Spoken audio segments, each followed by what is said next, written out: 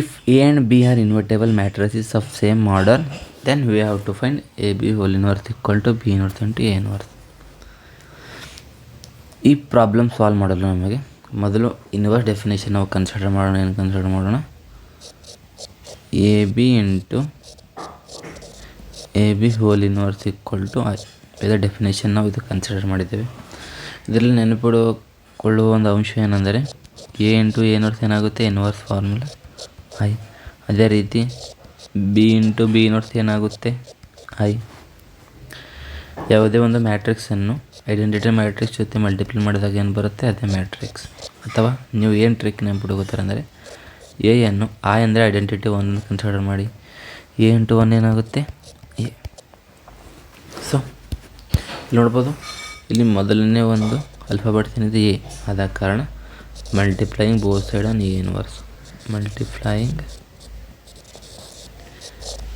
A inverse on both side. Trick ಏನಿದೆ? Trick ಏನು ಹೇಳ್ತಾ ಇದ್ದೇನೆ ಅಂದರೆ ಮೊದಲು ಎ ಇದೆ, ಆದ ಕಾರಣ A inverse on both side.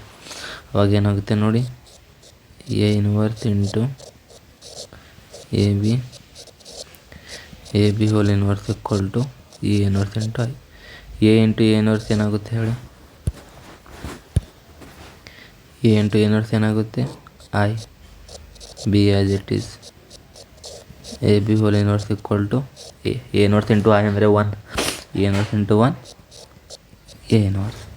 ಅದೇ ರೀತಿ ನೋಡ್ಬೋದು, ಐ ಇಂಟು ಬಿ ಏನಾಗುತ್ತೆ? ಬಿ. ಐ ಅನ್ನು 1 ಕನ್ಸಿಡರ್ ಮಾಡಿದರೆ ಏನಾಗುತ್ತೆ? 1 ಇಂಟು ಬಿ. ಆದ ಕಾರಣ ರಿಮೈನಿಂಗ್. ಈಗ ನೋಡ್ಬೋದು ನೀವು ನೆಕ್ಸ್ಟ್ ಈಗ ಫಸ್ಟ್ ಟರ್ಮ್ ಏನಿದೆ? ಬಿ ಇದೆ, ಆದ ಕಾರಣ ಏನು ಮಾಡೋಣ? Multiplying B inverse on both side. Multiplying B inverse on both side ಏನಾಗುತ್ತೆ ನೋಡಿ. ಈಗ B inverse into B A B whole inverse equal to B inverse into A inverse. ಈಗ ನೋಡ್ಬೋದು, ಬಿ ಇಂಟು ಬಿ ಇನ್ವರ್ಸ್ ಏನಾಗುತ್ತೆ? B into B inverse by the definition I.